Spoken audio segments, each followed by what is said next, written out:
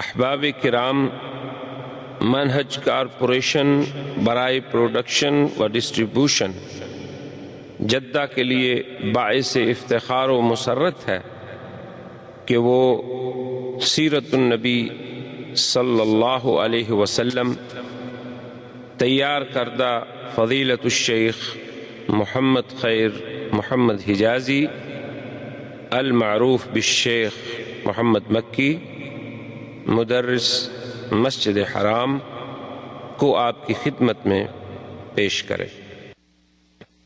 اب آپ اس مبارک سلسلے کا پہلا حلقہ سماعت فرمائیں۔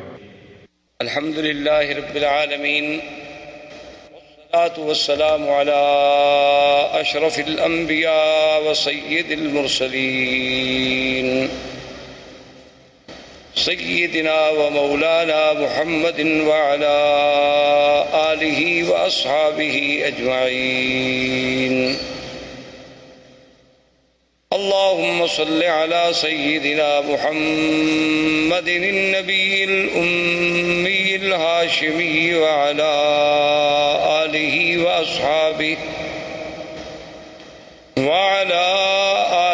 وأصحابه البررة الكرام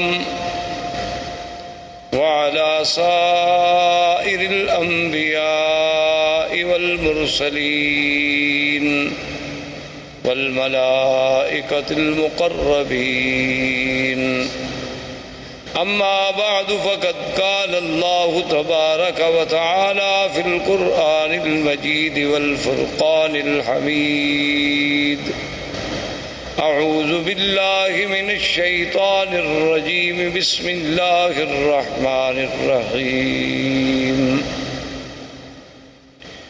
هو الذي بعث في الأميين رسولا منهم يتلو عليهم آياته ويزكيهم ويعلمهم الكتاب والحكمة وإن كانوا من قبل لفي ضلال مبين. قال النبي صلى الله عليه وسلم: أنا محمد وأنا أحمد وأنا الماهي الذي يمحو الله بي الكفر وأنا الحاشر الذي يحشر الناس على قدمي وأنا العاقب الذي ليس بعده نبي، أو كما قال النبي صلى الله عليه وسلم. صدق الله العلي العظيم وصدق رسوله النبي الكريم، ونحن على ذلك لمن الشاهدين ومن الشاكرين، والحمد لله رب العالمين. برادران اسلام، آج کے درس میں سیرت رسول پاک صلی اللہ علیہ وسلم کے بارے میں کچھ باتیں عرض کرنی ہیں۔ حضور صلی اللہ علیہ وسلم کی سیرت طیبہ، حضور صلی اللہ علیہ وسلم کی حیات مبارکہ، حضور صلی اللہ علیہ وسلم کی بعثت،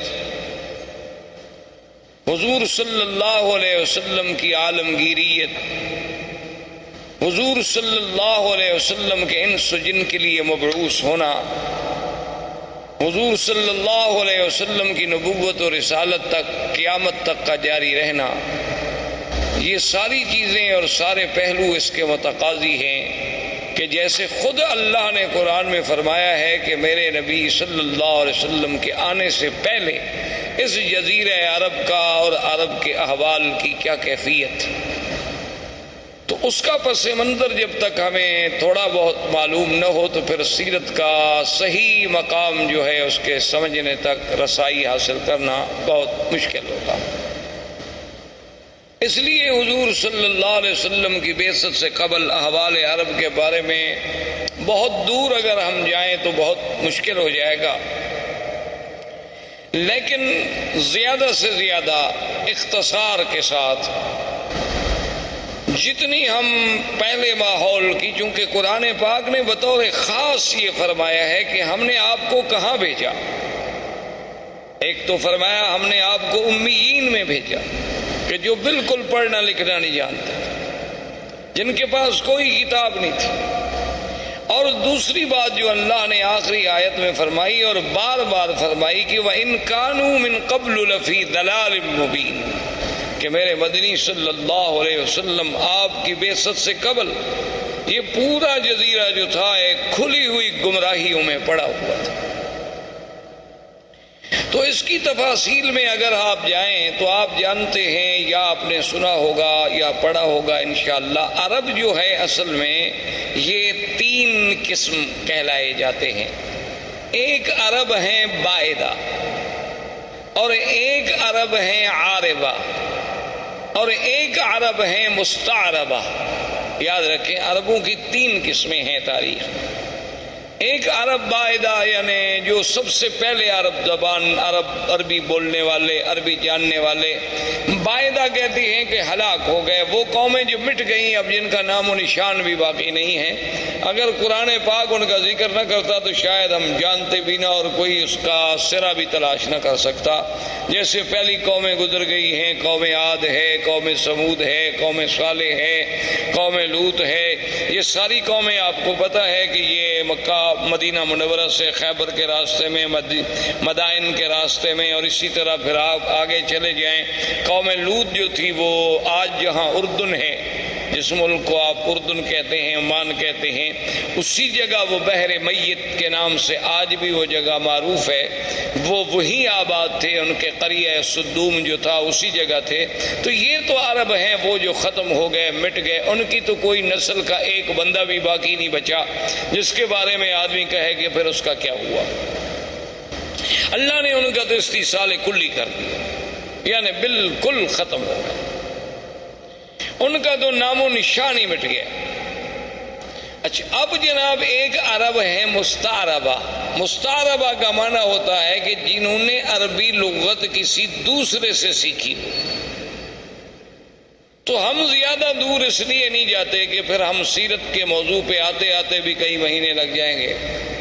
ہم حضور صلی اللہ علیہ وسلم کے جد امجد سیدنا ابراہیم الخلیل علیہ السلام اور سیدنا اسماعیل علیہ السلام، کیونکہ حضور صلی اللہ علیہ وسلم جو ہے ولد اسماعیل ہیں۔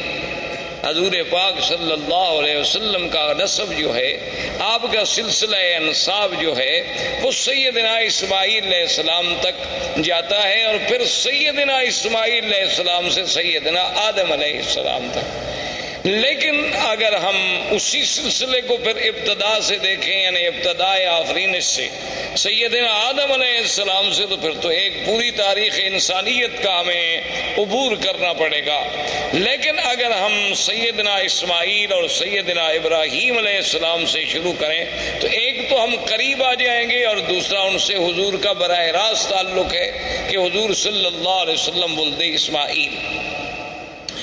تو مختصراً یہ عرض کروں کہ اللہ نے سیدنا ابراہیم علیہ السلام کو حکم دیا کہ اپنے بیوی بچوں کو جا کے ایک ایسے مقام پہ چھوڑیں جہاں کوئی آبادی نہیں، کوئی وہاں انسان نہیں، کیونکہ سیدنا ابراہیم علیہ السلام یا اسماعیل علیہ السلام یہ سرزمین مکہ کے رہنے والے نہیں تھے۔ ان کا اصل جو ہے، ان کی اصل جو ہے وہ عراق اور اس کے بعد شام، فلسطین، شام، عراق، اس کے ان علاقوں میں آپ رہنے والے تھے۔ تو وہاں سے حضرت ابراہیم علیہ السلام آئے اللہ کے حکم پر، اپنی بیوی اور اپنے چھوٹے بچے، دودھ پیتے ہوئے بچے سیدنا اسماعیل علیہ السلام کو حکم خداوندی کے مطابق اسی مقام پہ چھوڑا جہاں اب چاہ زمزم ہے۔ جہاں یہ کنواں ہے زمزم کا، اسی جگہ ان کو بٹھا دیا، اور اللہ کا حکم تھا کہ بولنا بھی نہیں، بتلانا بھی نہیں، بات بھی نہیں کرنی۔ تو ابراہیم الخلیل علیہ السلام خاموشی سے چلے گئے۔ جب وہ جانے لگے تو بی بی ہاجرہ دوڑی پیچھے، انہوں نے کہا اِلَىٰ مَن تَكِلُنَا یا ابراہیم الخلیل، یہ اللہ کیا کر رہے ہو کہ یہاں کوئی انسان نہیں، یہاں کوئی پانی نہیں، یہاں کوئی آبادی نہیں، وادٍ غیر ذی زرع، کالے پہاڑوں میں گھری ہوئی ایک وادی ہے، تو اور یہاں جہاں کعبہ شریف ہے یہاں بالکل ایک ٹیلے کا نشان تھا، تو ہمیں کیسے چھوڑ کے جا رہے ہو؟ ابراہیم علیہ السلام خاموش ہیں چونکہ اللہ کا حکم نہیں جواب دینے کا۔ تو آخر بی بی نے مجبور ہو کر یہ جو جنت المعلیٰ جسے آپ کہتے ہیں نا جنت المعلیٰ، یہ اصل میں اس کو معلیٰ کیوں کہتے ہیں کہ یہ کعبۃ اللہ کا سرزمین مکہ کا اونچا حصہ ہے، یعنی یہ اعلیٰ ہے، اعلیٰ معنی بلند، اور یہ جو ہے اسفل، یہ مسفلہ جس کو آپ کہتے ہیں محلہ مسفلہ، اس کو مسفلہ کیوں کہتے ہیں کہ یہ اسفل ہے، یہ یعنی نیچے والا حصہ ہے، اور وہ جانب اعلیٰ ہے۔ اسی لیے جب بھی مسیال، جب بھی سیل آتے ہیں تو اوپر سے پانی گرے گا اور اسی مسیال سے مسفلہ سے ہوتا ہوا پھر نیچے چلا جائے گا طریق لیس سے۔ تو یہ اعلیٰ جانب تھی، تو اسی لیے وہ جو قبرستان ہے اس کو مومنین کی وجہ سے جنت کا لقب ملا اور جنت المعلیٰ کہلایا۔ تو اس مقام تک بی بی صاحبہ دوڑتی آئیں ابراہیم علیہ السلام کے پیچھے، اور ابراہیم علیہ السلام اونٹنی پہ سوار تھے اور خاموش ہو کے جا رہے۔ تو بی بی نے کہا کہ ایک بات تو بتاؤ، اللہ امرک بہذا، کیا تمہیں تمہارے خدا نے یہ حکم دیا ہے یا تم خود ہم سے ناراض ہو؟ بھئی خامن جو اپنے بچوں کو چھوڑ دے کو وجہ تو ہوگی نا، اپنی بیوی بچوں کو چھوڑ کے جا رہے ہیں، اور چھوڑ بھی ایسی جگہ جا رہے ہیں نا، یہ تو نہیں کہ ان کو سسرال میں بھجوا دیا، بچوں میں بھجوا دیا، کسی بھائی کے گھر میں بھجوا دیا، ایک ایسے مقام پہ چھوڑ دیا کہ وادٍ غیر ذی زرع، جہاں کچھ بھی نہیں۔ تو جب انہوں نے یہ کہا تو اللہ نے حکم دیا کہ جواب دیں، تو آپ نے فرمایا ان اللہ امرنی، اللہ نے مجھے حکم دیا ہے، میں اللہ کے حکم کے بغیر تمہیں نہیں چھوڑ کے جا رہا۔ تو اب بی بی کے قدم رک گئے، اور علماء نے لکھا ہے کہ بی بی نے فرمایا کہ اذن لا یضیئنا، اور ایک روایت میں یہ بھی آتا ہے کہ بی بی نے کہا حسبنا اللہ ونعم الوکیل، کہ اب تم خلیل جاؤ، ہمیں بھی اللہ کافی۔ اگر اللہ نے حکم دیا ہے نا تو پھر اللہ ہمیں ضائع نہیں کریں گے، کیونکہ اگر اللہ نے حکم دیا ہے کہ ان کو یہاں چھوڑ دو، تو اگر اللہ ہمیں مارنا چاہتے تو وہیں فلسطین میں مار دیتے، اللہ ہمیں کوئی سزا دینا چاہتے تو وہیں شام کے علاقے میں دی جا سکتی تھی۔ تو اس مقام پہ چھوڑنے کا جو حکم تمہیں تمہارے رب نے دیا ہے، تو اذن لا یضیعنا، اب وہ خدا ہمیں ضائع نہیں کریں گے۔ اور ایک روایت میں ہے کہ بی بی کی زبان مبارک سے جو کلمہ نکلا وہ کلمہ تھا حسبنا اللہ ونعم الوکیل۔ تو اس لیے آپ بھی ویسے اس کلمے کو یعنی ہر مشکل میں، کیونکہ اس کی وجہ یہ ہے کہ جب حضرت خلیل کو آگ میں ڈالا گیا ان کی زبان سے بھی یہی کلمہ تھا حسبنا اللہ ونعم الوکیل۔ اور جب جنگ احد میں صحابہ پر دشمنوں نے حملہ کیا اور یہ کیفیت تھی کہ ذاقت علیہم الارض بما رحبت، اللہ کی وسیع سرزمین تنگ ہو گئی، یعنی بالکل اب یقین ہو گیا ہلاکت کا، اس وقت بھی صحابہ کی زبان سے نکلا حسبنا اللہ ونعم الوکیل۔ سیدہ عائشہ صدیقہ رضی اللہ تعالی عنہا پہ جب تہمت لگی، اتنا بڑا الزام لگا امہات المؤمنین پہ، عصمت رسول پاک پہ، تو جب سب سے پہلے بی بی کو خبر ملی کہ آپ پر یہ الزام لگا ہے، تو بی بی کی زبان سے نکلا حسبنا اللہ ونعم الوکیل۔ تو اس لیے علماء نے اس پر بڑی کتابیں لکھی ہیں، القول الجمیل فیما جاء فی فضل حسبنا اللہ ونعم الوکیل۔ تو ہر مصیبت میں اور ہر مشکل میں، ظاہری مشکلات، باطنی مشکلات، دنیاوی مشکلات، نوکری کی مشکلات، دشمنوں کی مشکلات، اگر اس کو آدمی یقین کامل سے پڑھے تو اللہ تبارک و تعالیٰ کی رحمت سے، کیونکہ جس نے پڑھا ہے اس کی اللہ نے مشکل حل فرما دی ہے۔ تو اس لیے علماء نے لکھا ہے کہ یہ کلمہ مبارک ایک اکسیر ہے، یعنی ایک ایسا ہے کہ جس چیز کو لگاؤ سونا بنا دے، لیکن شرط یہ ہے کہ اس پر ایقان ہو، ایمان ہو، یقین ہو، اور پھر پڑھنے کے لیے کوئی حد نہیں، وضو ہے نہیں ہے، ڈپٹی پہ ہیں آپ، چل رہے ہیں، گھر میں ہیں، بیٹھے ہیں، جب یاد آیا تو پڑھ لیا۔ اور جس مشکل کے لیے پڑھیں گے اللہ کی رحمت سے فَانْقَلَبُوا بِنِعْمَةٍ مِّنَ اللَّهِ وَفَضْلٍ لَمْ يَمْسَسْهُمْ سُوءٌ۔ اللہ نے فرمایا کہ جب میرے مدنی کے صحابہ نے اس کلمے کو پڑھا تو ہم نے پھر ان کو نعمتوں کے ساتھ واپس لوٹایا، ان کو ذرا سی بھی پھر ہم نے تکلیف نہیں پہنچنے دی۔ تو اللہ تبارک و تعالیٰ کے یہ کلمہ مبارک بی بی کی زبان سے بھی علماء نے لکھا ہے کہ نکلا اور بی بی واپس آ گئی۔ اب بڑا تفصیل کا واقعہ ہے کہ بی بی آئیں، پھر چھوٹا بچہ ہے، اور یعنی اندازہ کریں آپ کہ کتنا خوف و خطر ہے۔ تو شام جب ہونے لگی تو ہر طرف سے جنگلی درندوں کی آوازیں، کہیں سے شیر، کہیں سے بھگیاڑ، کہیں سے کچھ، کہیں سے کچھ، جنگلوں کی درندوں کی آوازیں آ رہی ہیں، اور چھوٹا سا بچہ ہے، چھوٹی سی مشکیزہ ہے، کچھ ستو ہے، کچھ چنے ہیں، یہ آپ کا سارا زاد سامان ہے اور زاد راہ ہے۔ تو مورخین نے لکھا ہے کہ بی بی صاحبہ شام کو جب اندھیرا چھا گیا تو ایک لکڑی لے کے کھڑی ہوئیں، اور انہوں نے سارے علاقوں کی طرف توجہ کر کے خطاب کیا کہ اے جنگل کے درندوں، یہاں انسان تو کوئی نہیں جن کو میں خطاب کروں، لیکن ایک بات یاد رکھ لو کہ میں ایک اللہ کے نبی خلیل کی بیوی ہوں اور اسماعیل کی اماں ہوں۔ تو کہتے ہیں کہ فوری طور پر بی بی صاحبہ کی آواز سنتے ہی تمام جانور خاموش ہو گئے، اور اس کے بعد بلکہ یہ اظہار ہونے لگا کہ مختلف مقام پہ جانور بیٹھ گئے اور خاموشی کے ساتھ، یعنی جو یہ واضح کرنے لگے کہ بی بی صاحبہ ہم حملے کے لیے نہیں آئے، ہم تو پہرے کے لیے آئے ہیں، کیونکہ اس کی وجہ تھی کہ یہ وہ مسعود وجود تھا، یہ وہ مسعود بچہ تھا جس کی نسل میں پیدا ہونا تھا حضرت محمد الرسول اللہ صلی اللہ علیہ وعلا آلہ واصحابہ وسلم تسلیما کثیرا کثیرا۔ تو اگر اسماعیل کی حفاظت نہ ہوتی تو پھر یہ سلسلہ حضور تک کیسے پہنچتا؟ تو اصل میں تو یہ سارا نظم جو ہے اسی پاک نبی کے لیے سجائی جا رہی تھی، اور یہ منزل اسی لیے بنائی جا رہی تھی۔ کہیں آپ نظر ڈالیں، کہیں آسمانوں پہ پہرے ہیں، کہیں کعبۃ اللہ کو بنایا جا رہا ہے، کہیں ابراہیم کو ہجرت پہ بھیجا جا رہا ہے، کبھی ان سے بچے چھڑوائے جا رہے ہیں۔ تو یہ ساری چیزیں جب ان پہ نظر ڈالیں گے تو محسوس ہوگا کہ یہ ساری محفل جس کے لیے سجائی جا رہی تھی وہ آنے والے تھے حضرت محمد الرسول اللہ صلی اللہ علیہ وعلا آلہ واصحابہ وسلم تسلیما کثیرا کثیرا۔ تو اب جناب سیدنا اسماعیل علیہ السلام کا پانی ختم ہوا، بی بی صاحبہ صفا مروہ پہ دوڑی، صفا پہ چڑھی، مروہ پہ گئیں، مروہ پہ چڑھی، صفا پہ پہنچی، اور 7 چکر لگائے۔ تو اللہ پاک کو یہ دوڑنا اتنا پسند آیا کہ مسعی جو ہے اس کو قیامت تک کے لیے شاعر اللہ قرار دے دیا گیا۔ اب جناب بی بی کے کان میں آواز آئی کہ جاء الغوث، کہ اللہ کی مدد آ گئی۔ بی بی نہ گھبرائیں۔ تو بی بی صاحبہ کھڑی ہو گئی، انہوں نے کہا کون ہو آواز دینے والے، سامنے آؤ۔ خیر سامنے کوئی پھر آواز آئی کہ بی بی صاحبہ نہ گھبرائیں، اللہ کی مدد آ گئی، اور اللہ نے حکم دیا کہ جبریل جس جگہ اسماعیل علیہ السلام کے پاؤں ہیں نا اسی جگہ جا کے پر مارو۔ تو یہاں آ کر حضرت جبریل علیہ السلام نے اپنا پر مارا اور یہاں سے چشمہ زمزم کا پانی نکلا۔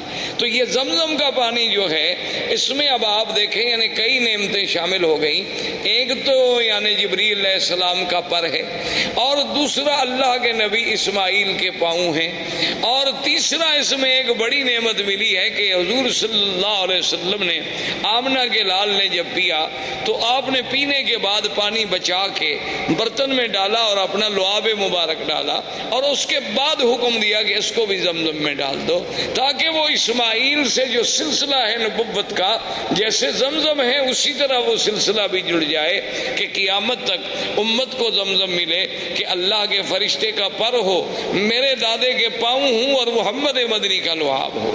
اس لیے علماء نے لکھا ہے کہ زمزم کا پانی جو ہے وہ جنت کے پانی سے افضل ہے، حوض کوثر سے افضل ہے، یعنی جنت کی نہروں سے افضل ہے۔ انہوں نے کہا اس کی وجہ یہ ہے کہ جنت کی نہریں تو اللہ کے حکم سے پیدا ہو گئی نا، کن ہو جا بس ہو گئی، اور اسباب کی حد تک تو وہاں کوئی چیز ہی نہیں. حکم دیا گیا کہ جنت بن گئی, حکم دے دیا نہریں جاری ہو جائیں, ہو گئی. لیکن یہاں تو اسباب بھی ہیں کہ دو نبی اکٹھے, ایک رسول نوری ہے جبریل, وہ بھی رسول ہے, قاصد ہے اللہ کا, اور ایک پیغمبر حضرت اسماعیل, اور تیسرے پیغمبر سیدنا محمد الرسول اللہ. تو ان سب چیزوں کے جمع ہونے سے زمزم کو جو فضیلت ملی وہ جنت کے پانی سے بھی زیادہ بڑھ گئی. تو اس لیے علماء نے لکھا کہ جب معراج پہ جانے سے قبل حضور پاک کا سینہ مبارک کھولا گیا تو ہر چیز جبرائیل جنت سے لائے, لیکن پانی زمزم سے لیا, جو دلیل تھی اس بات کی کہ پانی زمزم کا افضل ہے. ورنہ اگر اور کوئی پانی افضل ہوتا تو وہاں سے پانی لانا جبریل کے لیے کیا مشکل تھا. جنت سے جب تستم من ذہب, سارا سامان جنت سے لائے, آپریشن کے سامان سارا جنت سے لائے, ٹانکے لگانے کے لیے دھاگا سارا جنت سے آیا, ہر چیز جنت سے لائی گئی, لیکن پانی زمزم کا استعمال ہوا چونکہ افضل رسول کا افضل دل جو تھا وہ افضل پانی سے دھل سکتا تھا. تو اس لیے اللہ تبارک و تعالیٰ نے اس پانی کو ایک شرف بخشا. اب اتفاق یہ ہوا کہ یمن کے علاقوں میں ایک تھی سد معارب. سد کہتے ہیں بند, جیسے بڑا بند ہوتا ہے نا جی, جیسے آپ ڈیم بناتے ہیں اور آگے بند لگاتے ہیں, تو انہوں نے بھی ایک بہت بڑی سد بنائی تھی, جیسے سد اسکندری, جیسے سد یاجوج ماجوج, جیسے آپ سمجھیں دیوار چین. اسی طرح ان کی ایک سد معارب کہلاتی تھی. وہ اتفاق کی بات ہے کہ ٹوٹ گئی. جب سد معارب ٹوٹ گئی تو پانی پھیل گیا, پانی تو ختم ہو گیا. وہ پانی رکتا تھا اور اس سے وہ سال ہر سال استفادہ کرتے تھے. تو جب پانی ختم ہو گیا تو اب یمن کے قبائل جو تھے وہ نکلے مختلف علاقوں میں آباد ہونے کے لیے کہ ہم کہاں جائیں. وہاں سے چلتے چلتے قبائل آئے کہ پانی ڈھونڈیں, کسی ایسی جگہ جائیں گے جہاں ہمیں پانی ملے تاکہ وہاں ہم رہ سکیں, رہائش کر سکیں. کیونکہ پانی اگر نہ ہو تو آدمی زندہ نہیں رہ سکتا. اللہ نے قرآن پاک میں بھی یہ بات واضح فرما دی کہ وَجَعَلْنَا مِنَ الْمَاءِ كُلَّ شَيْءٍ حَيٍّ. اللہ نے فرمایا ہم نے ہر چیز جاندار کی جان جو ہے وہ پانی کے ساتھ معلق رکھی, اسی پانی سے ہم نے اس کو زندہ کیا. تو پانی وجہ حیات ہے, پانی مردہ زمینوں کی حیات ہے, مردہ انسانوں کی حیات ہے. تو ڈھونڈتے ڈھونڈتے قبیلہ جرہم, یہ یمن کا قبیلہ تھا اور یہ عرب تھے. بنو جرہم جو تھے یہ تو خالص عرب تھے کیونکہ یہ تو یمن سے تھے. تو یہ قبیلہ جرہم جو ہے پانی تلاش کرتے کرتے کرتے جب مکہ مکرمہ کے قریب آیا تو دیکھا کہ کچھ پرندے اڑ رہے ہیں. اچھا, یہ قاعدہ ہے کہ جہاں پانی ہو تو وہاں پھر پرندے آتے ہیں. ان کو بھی احساس ہوتا ہے کہ کوئی ہمیں پانی والی جگہ ملے. تو انہوں نے جب پرندوں کو اڑتے ہوئے دیکھا تو قبیلہ جرہم نے آپس میں مشورہ کیا. انہوں نے کہا کہ بھئی یہاں تو ہم نے کبھی پرندے اڑتے نہیں دیکھے, یہ کیا ہے, تلاش کیا جائے. اپنے آدمی بھیجے تو انہوں نے کہا کہ ہاں وہاں تو پانی ہے, ایک بڑا چشمہ ہے اور وہاں ایک بوڑھی عورت بھی بیٹھی ہے اور ایک بچہ بھی ہے. تو انہوں نے کہا کہ ٹھیک. وہ قبیلے کا قبیلہ سارا یہاں پہنچا.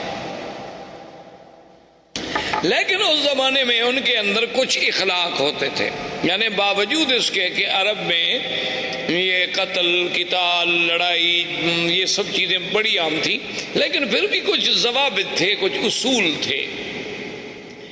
تو وہ جب آئے تو انہوں نے بی بی صاحبہ سے کہا کہ بھی ہم پانی کی تلاش میں یمن سے نکلے ہیں. اب آپ خود اندازہ کریں کہ یمن سے چلتے چلتے ہم مکہ پہنچے اور یہاں ایک چشمہ ہے, تو آپ اگر ہمیں اجازت دیں کہ ہم اس چشمے کے قریب رہ جائیں تو آپ کی بڑی مہربانی ہوگی.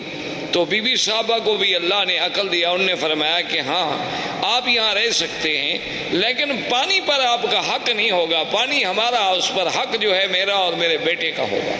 پانی آپ لے سکتے لیکن یہ کنواں آپ کا ملک نہیں سمجھا جائے گا, اس پر ہمارا ہی کنٹرول ہو, ہمارا ہی تسلط ہو. انہوں نے کہا کہ جی بالکل ٹھیک ہے, ہم مانتے. اور ایک روایات تاریخ میں یہ بھی آتا ہے کہ بی بی نے کہا کہ بھی اس کا کچھ آپ ہمیں معاوضہ بھی دیں گے, آخر پانی کا فائدہ جو آپ اٹھائیں گے. تو انہوں نے کہا کہ ہم وہ بھی دیں گے.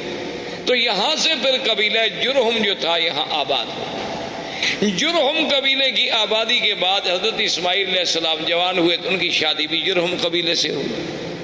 جب ان سے ہوئی تو اب حضرت اسماعیل علیہ السلام نے عربی زبان جو تھی وہ جرہم سے سیکھی. اس وجہ سے آپ جو ہیں عرب مستعربہ کہلائے کہ آپ کی اپنی زبان مبارک عرب نہیں تھی بلکہ آپ نے عربی جو تھی وہ جرہم سے سیکھی.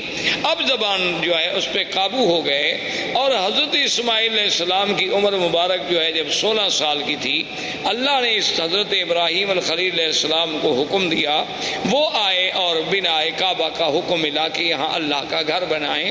تو ابراہیم علیہ السلام نے اس کعبے کی اللہ کے حکم سے بنیاد رکھی اور بنیاد اسی قواعد پہ رکھی گئی جو آدم علیہ السلام نے قواعد رکھے تھے اللہ کے حکم سے.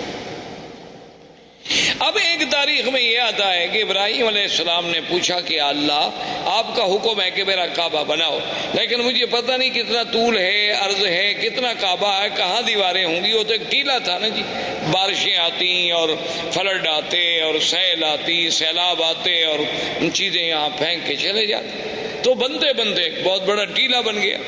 تو اللہ نے حکم دیا کہ ہم آسمان پر بادل کا ایک ٹکڑا بھیجتے ہیں جہاں جہاں بادل کا سایہ ہو سمجھ لو کہ یہ جگہ کعبہ ہے اور جہاں سایہ نہیں ہوگا تو وہ جگہ کعبہ نہیں, اسی جگہ تم نشان لگا لو. تو کعبۃ اللہ کے اوپر ایک سایہ ایسے جیسے سائبان کھڑا ہو جاتا ہے یعنی وہ کھڑا ہو گیا اور حضرت اسماعیل علیہ السلام نے حضرت ابراہیم اور اسماعیل علیہ السلام نے نیچے کعبۃ اللہ کے نشان لگا.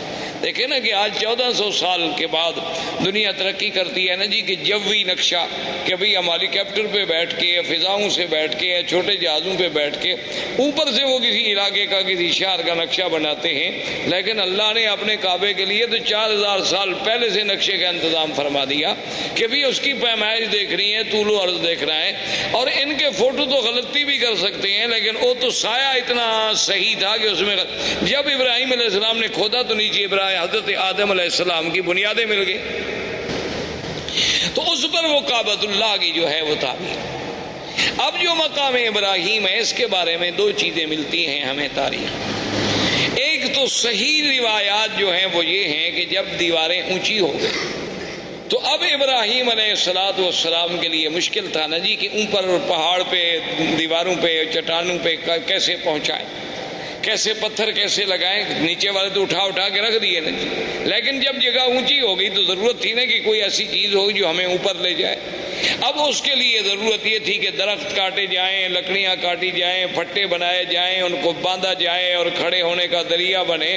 تو اللہ نے حکم دیا کہ ابراہیم الخلیل یہاں ایک پتھر ہے اس پتھر پہ تم کھڑے ہو جاؤ اور یہ تمہارے حکم کے ہم نے تابع کر دیا ہے. اس کو آپ حکم دیں گے یہ اونچا ہو جائے گا اور حکم دیں گے تو خود بخود یہ نیچے چلا جائے. یعنی آپ دیکھیں نا آج کرینوں کے جو تصور ہیں مشینری کے جو تصور ہیں کہ آپ کے بٹن سے ضرورت کے مطابق اوپر ہوں گی نیچے ہوں گی لیکن اللہ تبارک و تعالیٰ کی کمال قدرت دیکھیں اور انبیاء کے معجزات دیکھیں کہ نہ تو کوئی مشینری لگائی گئی نہ وہاں کوئی موٹر لگائی گئی نہ کوئی بجلی کا انتظام کیا گیا. بس پتھر کو حکم دے دیا کہ جو میرا نبی کہتا ہے مانو پتھر تابع ہو گیا بات ختم ہو گئی. اللہ تبارک و تعالیٰ چاہے تو داؤد علیہ السلام کے پتھر تابع کر دیں اللہ چاہے تو ابراہیم علیہ السلام کے تابع کر دیں. تو ابراہیم علیہ السلام کھڑے ہو جاتے پتھر اوپر ہو جاتا پھر نیچے ہو جاتا اور اس پر حضرت ابراہیم علیہ السلام کے قدموں کے نشان پڑ گئے. ویسے آپ کو بھی کبھی دھوکہ ضرور لگا ہوگا آپ جب دیکھتے ہوں گے مقام ابراہیم کے پتھر کے بھئی اتنا چھوٹا پاؤں اور اندر کیسے پورا چلا گیا. یہ پورا اندر نہیں تھا یہ تو اصل میں یہ ہے کہ یوں پتھر تھا نا تو آپ نے جب پاؤں رکھا تو پاؤں کا نشان لگ گیا اندر تھوڑا سا. یہ بعد میں تو ہم نے چوم کے چاٹ کے الحمدللہ اس کو نیچے پہنچایا. یہ ہماری اپنی مہربانیاں ہیں یعنی باقی جو ہم نے محنت کی ہے نا جو روزانہ ہاتھ جو لگاتے رہے ماشاءاللہ. جیسے حضرت سلمان فارسی رضی اللہ تعالیٰ عنہ کے باغ میں جو کھجوریں تھیں تو ہمارے حاجیوں نے ماشاءاللہ ان کو سینے لگا کے کھجور آدھی ختم ہو گئی اور نتیجہ یہ نکلا کہ آخر وہ کھجوریں بوسیدہ ہو گئیں اور وہ گر گئیں. تو ہماری قوم تو ان چیزوں کی ماشاءاللہ بہت ماہر ہے. اللہ تبارک و تعالیٰ کی مہربانی ہے کہ وہ جناب اس نے جو ہاتھ لگانا شروع کیا اور یوں چاٹنا شروع کیا. دیکھا نہیں کہ کڑے جن میں غلاف کعبہ باندھا جاتے ہیں ان کو ہر 2 سال کے بعد بدلنا پڑتا ہے. یہ اس کو بھی پکڑ کے ہلا رہے رہتے ہیں اور وہ بھی گس جاتے ہیں وہاں کیونکہ ہر وقت جو ایک آدمی نے پکڑا ہوا ہو تو کیا کرے آدمی. تو بہرحال تو مقام ابراہیم اس پتھر کا نام. اچھا اللہ کی شان دیکھیں یہ مقام ابراہیم جہاں اب ہے یہاں نہیں تھا. یہ مقام ابراہیم جو ہے بالکل کعبۃ اللہ کی دیوار کے ساتھ تھا، کیونکہ یہ تو تعمیر میں کام لگایا گیا نا جی، اور تعمیر کے بعد وہیں اس کو چھوڑ دیا گیا، اس کو دور لانے کی تو کوئی وجہ ہی نہیں تھی۔ اب بھی آپ نے دیکھا ہوگا کعبۃ اللہ کے دروازے کے پاس اگر آپ دیکھیں نا تو بنیادوں پر ایسے پتھروں کے تھوڑے تھوڑے نشان ہیں۔ دراصل یہ وہ مقام ہے جہاں جبریل علیہ السلام نے کھڑے ہو کر حضور کو نماز پڑھائی۔ یہ مقام امامت جبریل علیہ السلام ہے۔ کعبۃ اللہ کا دروازہ جہاں ختم ہوتا ہے نا تو نیچے آپ ذرا بنیاد پر نظر ڈالیں تو وہاں آپ کو ایسے 4-5 ٹکڑے پتھروں کے عجیب عجیب سے لگے ہوئے نظر آئیں گے اس کی بنیاد میں۔ تو یہ وہ جگہ ہے جہاں سیدنا آقا انعامدار سرکار دو عالم صلی اللہ علیہ وسلم کو جبریل نے نمازیں پڑھائیں، 5 اول وقت میں اور 5 آخر وقت میں۔ تو یہ بھی وہ نشان جو تھا رکھا گیا۔ اچھا، اسی کے ساتھ اب تو مطاف مبارک کو ٹھیک کیا گیا۔ پہلے آپ نے دیکھا ہوگا چھوٹا سا ایک نشان لگتا تھا کہ جیسے یہاں کچھ جگہ نیچی ہے، تو یہ وہ جگہ تھی جہاں کعبۃ اللہ کے لیے مٹی اور گارا بنایا جاتا تھا کعبۃ اللہ کی دیواروں کو لگانے کے لیے۔ تو یہ وہ مقام تھا جہاں سیدنا ابراہیم علیہ السلام نے مٹی بنائی اور اس کا پانی ڈالا تاکہ پتھروں کو جمانے کے لیے اس مٹی سے فائدہ اٹھایا جا سکے۔ اچھا، اب خدا کی شان ہے کہ جہاں کا موجودہ حالت میں مقام ابراہیم ہے، اس کی وجہ یہ ہوئی کہ ایک دفعہ سیل آئی بڑی زبردست، سیل، فلڈ، سیلاب، وہ آیا اور وہ مقام ابراہیم کو بہا کے لے گیا، یعنی اتنا دور کر دیا اس پتھر کو۔ تو اب صحابہ اکٹھے ہوئے کہ بھی اس کا کیا حل کیا جائے، اس کو وہاں لے جائیں جہاں اپنے اصل مقام پہ تھا، یا اس مقام ابراہیم کے حجر ابراہیم کو ہم یہاں رہنے دیں، اب یہاں پہنچ گیا ہے۔ تو صحابہ نے مشورہ کیا ابھی وہاں لے جانے سے کعبۃ اللہ کے طواف کرنے والوں کو رکاوٹ بنے گی، کیونکہ وہ دیوار سے تھوڑے فاصلے پر تھا۔ اگر یہاں دور ہو گیا تو اچھی بات ہے، کافی درمیان میں فاصلہ ہے، اس وقت تو تصور اتنے لوگوں کا ہوتا تھا نا جی۔ یہ تو بعد میں الحمدللہ اللہم زد فزد کہ ہر سال اللہ کی رحمت سے عدد جو ہے بڑھتا جا رہا ہے اور انشاءاللہ قیامت تک بڑھتا چلا جائے گا۔ تو اس جگہ تو صحابہ کا مشورہ یہ طے ہو گیا کہ اب اس کو نہ چھیڑو، اب اس کو اسی جگہ رہنے دو، ورنہ ہر دور میں جو بھی آئے گا اس کو تبدیل کرے گا، کوئی کہے گا یہاں کر دو، کوئی کہے گا یہاں لگا دو، یا اللہ نے پہنچا دیا اسی جگہ رہے۔ لیکن آپ حیران ہوں گے، حکمت دیکھیں خدا کی۔ آج بھی ہمیں تواریخ سابقہ، تاریخ عالم کو جب آپ کھولیں تو ان میں یہ باتیں ملتی ہیں کہ بعین ہی اسی جگہ ابراہیم علیہ السلام جب کعبۃ اللہ بنا رہے تھے نا تو یہاں کھڑے ہو کر دیوار کو دیکھتے تھے کہ دیوار سیدھی ہے کہ نہیں، کیونکہ ان کے پاس کوئی آلات تو تھے نہیں اور نہ پہلے زندگی میں کبھی عمارت بنائی تھی، وہ تو اللہ کا حکم تھا نا کہ تعمیر کر دو۔ تو یہی جگہ تھی، وہ پتھر سے اتر کے آتے نا، جیسے آپ مکان بنا رہے ہو تھوڑا دور کھڑے ہوں گے نا دیوار کے قریب، تو آپ نہیں کھڑے ہوں گے، وہ آگے دیکھتے بھی دیوار ٹھیک ہے، پتھر ٹھیک ہے، کوئی پتھر آگے کوئی پتھر پیچھے تو نہیں۔ تو اللہ کو بھی وہی جگہ منظور تھی کہ سیلاب بھی آیا تو اس پتھر کو اسی جگہ لے آیا، ورنہ وہ چاہتا تو یہاں سے دور لے جاتا۔ لیکن اللہ تبارک و تعالیٰ کی شان ہے تو وہ دونوں مقام ابراہیم بن گئے۔ واتخذوا من مقام ابراہیم مصلی، ایک تو اس سے مراد وہ پتھر اور ایک اس سے مراد وہ مقام جہاں ابراہیم علیہ السلام کھڑے ہو کے کعبۃ اللہ کی عمارت کو دیکھا کرتے تھے۔ تو اللہ تبارک و تعالیٰ نے اس جگہ کو بھی یعنی اتنی بڑی عظمت بخشی، اتنی بڑی شان بخشی کہ وہ قیامت تک کے لیے قرآن میں آیا اور مصلی خلیل، مصلی حبیب سیدنا محمد رسول اللہ صلی اللہ علیہ وسلم جو ہے بن گیا۔ اب یہ سیدنا ابراہیم علیہ السلام نے کعبہ بنایا، اللہ نے ندا کا حکم دیا کہ کعبہ بن گیا ہے، لوگوں کو حج کے لیے پکارو۔ تو اس ندا میں بھی اقوال ہے، بعض علماء فرماتے ہیں اسی حجر ابراہیم پہ کھڑے ہو کے ابراہیم علیہ السلام نے ندا دی، بعض علماء فرماتے ہیں کہ جبل ابی قبیس، یہ جو پہلا جس قریب پہاڑ ہے نا جس پہ اب محلات ہیں، یہ پہاڑ ابی قبیس جو اور اللہ کی شان ہے، کعبۃ اللہ اول بیت، یہ دنیا میں سب سے پہلا گھر، اور ابی قبیس اول جبل وضع فی الارض، یہ دنیا کے پہاڑوں میں سب سے پہلا پہاڑ ہے جو زمین پہ رکھا گیا۔ تو ابی قبیس پہ کھڑے ہوئے، اور ایک روایت میں ہے کہ حضرت ابراہیم علیہ السلام عرفات میں جا کے عرفات کی پہاڑی پہ کھڑے ہو کے آپ نے ندا دی۔ ایک روایت یہ بھی آتی ہے، تو وہاں سے اللہ نے ان کی ندا کو پوری دنیا میں، کائنات میں پہنچا دیا۔ تو اب ابراہیم علیہ السلام تشریف لے گئے، حضرت اسماعیل علیہ السلام یہاں رہے، حضرت اسماعیل علیہ السلام کی شادیاں ہوئیں۔ اس طریقے سے اللہ تبارک و تعالی نے سرزمین کو آباد کیا، اور اس پورے علاقے میں ما سوائے دین توحید کے اور کوئی دین نہیں تھا، یعنی سب لوگ جو تھے وہ ملت ابراہیم تھے، سب لوگ جو تھے وہ دین ابراہیم پہ تھے، اور کوئی شرک نہیں، کوئی بے دینی نہیں، کوئی احداث نہیں، کیونکہ ان علاقوں کو تو دین ملا ہے۔ اسی وجہ، یہی تو وجہ تھی نا کہ ہر آدمی یہ کہتا تھا کہ میں ملت ابراہیم پہ ہوں۔ یہودیوں کا بھی دعویٰ کہ ہم ملت ابراہیم پہ، نصرانیوں کا دعویٰ کہ ہم ملت ابراہیم، مشرکین مکہ کا دعویٰ کہ ہم ملت ابراہیم پہ۔ آخر اللہ نے ارشاد فرمایا ما کان ابراہیم یہودیا ولا نصرانیا ولکن کان حنیفا مسلما وما کان من المشرکین۔ اللہ نے فرمایا کہ ابراہیم نہ تو یہودیت پہ تھے نہ نصرانیت پہ، اب وہ تو بالکل ساری دنیا سے مائل ہو کے دین اسلام، دین حق پہ چلنے والے، اور نہ وہ مشرکین میں سے تھے۔ تو یہ سارا دین جو تھا دین توحید تھا، ملت ابراہیمی تھی۔ سب سے پہلے عمر ابن لوہی ایک شخص تھا، وہ مکے کا سردار تھا اور بہت بڑا سردار تھا، یعنی اس کی بات جو تھی نا جی مکے میں اور قبائل میں اور حول مکہ ایسے مانی جاتی تھی کہ اس کی بات کے ٹالنے کا کسی کو کوئی تصور بھی نہیں تھا۔ تو عمر ابن لوہی جو ہے یہ وہ آدمی ہے جو حاجیوں کو بڑی خدمت کرتے، ان کو زمزم پلاتے، صرف زمزم خالی نہیں بلکہ اس میں اصل ملا کے، شہد ملا کے پلاتے تھے حاجیوں۔ تو یہ عمر ابن لوہی جو ہے یہ شام کے علاقے میں گیا تجارت کے لیے، تو وہاں اس نے ایک قوم تھی عمالقہ قوم کو دیکھا کہ ان کے پاس بت ہیں اور مختلف شکلیں ہیں، کوئی مردوں کی، کوئی عورتوں کی، مختلف خوبصورت قسم کے، کوئی چاندی کے، کوئی سونے کے، کوئی لکڑی کے، کوئی مٹی کے۔